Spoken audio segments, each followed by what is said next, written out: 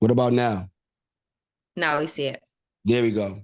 So look, self-storage, if you see out of all of the real estate segments, right? Self-storage was impacted the least out of all segment, just to show y'all this, right? Self-storage, the industry that is recession proof.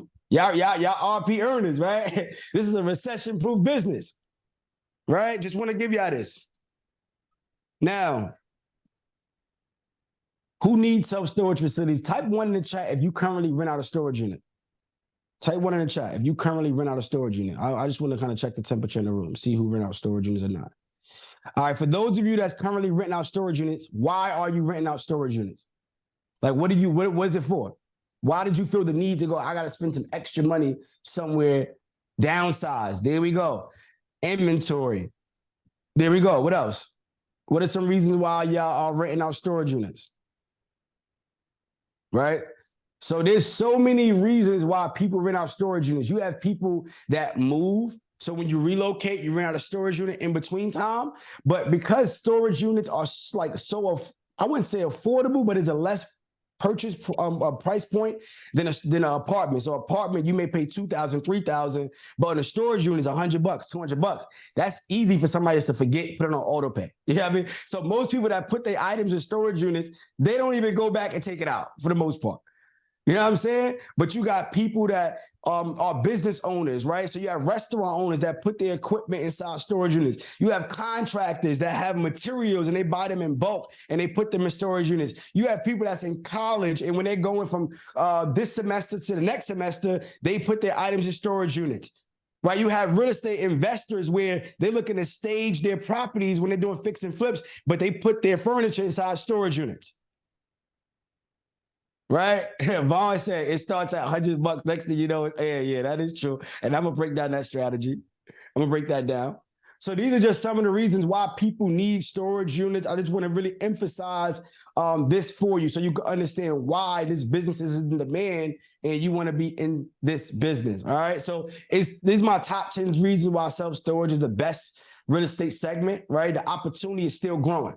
The more people, the more storage units, the more apartment buildings, the more hospitals, the more that they're building, the more storage. If you look and you pay close attention, wherever there's an apartment building being built, 9 out of 10 is going to be a storage facility nearby because they're making the apartment buildings smaller and smaller, right? Back in the day, a 2-bedroom, 3-bedroom, you'd be huge. Now it's smaller and smaller, but we still got items. So now they put your items or they put storage units inside the apartment building.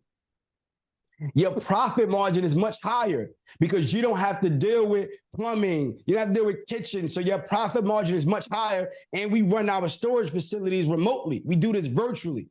We don't have nobody that's working the facility on hand. So no payroll.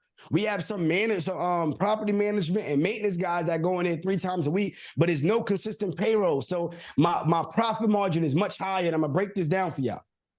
Right? So if y'all following me, just put follow in the chat. Right, so these are the 5 questions that you want to ask yourself when you are going out there and you're buying self-storage. I want y'all to take a screenshot of this because this is very important and we're going to work through this. Right? You want to ask yourself, what is the property worth?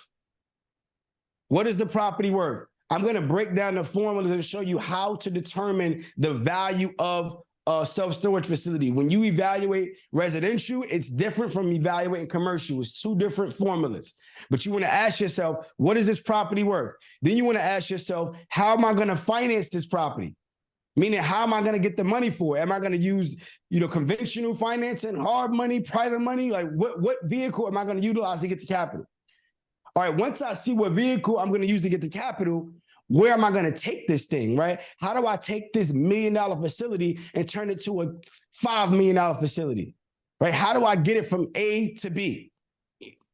All right, okay, I know where I want to take it, but how? Am I going to bring other people aboard, right? This is a strategy that I'm going to talk about, which is deal syndication, where you could bring on an operations manager.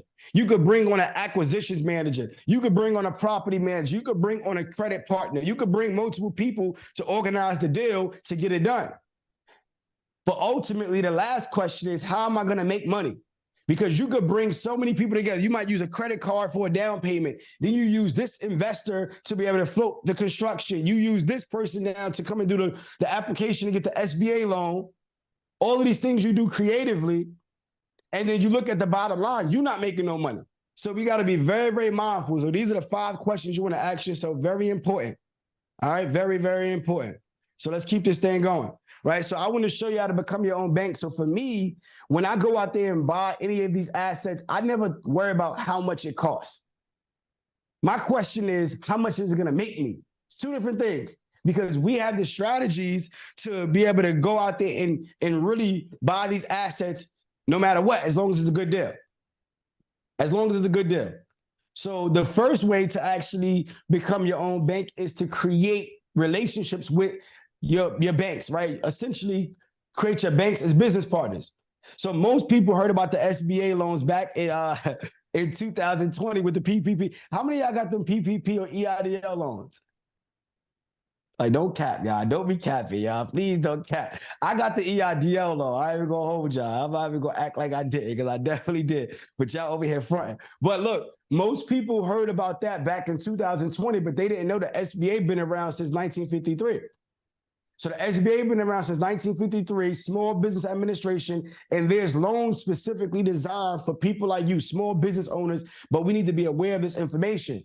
And the loan that you utilize to buy self-storage is the SBA 7A loan.